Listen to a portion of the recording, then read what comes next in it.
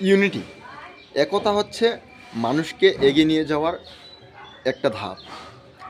তোমার মধ্যে যদি ইউনিটি থাকে, যদি একতা থাকে, তোমাকে অনেক উপরে নিয়ে যেতে পারে অনেক মানুষ।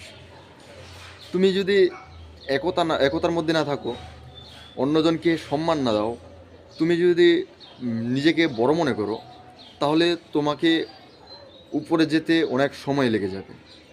আর যদি তুমি একতার সাথে থাকো, তাহলে তোমাকে অনেক কম সময় লাগবে উপরে যেতে।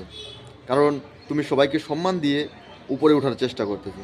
আর যদি তুমি কাউকে সম্মান না দিয়ে তুমি একাই উপরে ওঠার চেষ্টা করো, তাহলে কখনোই তুমি উপরে যেতে পারবে না। এটা ইউনিটির অপোজিটে পড়ে যায়। Unity is better than any other.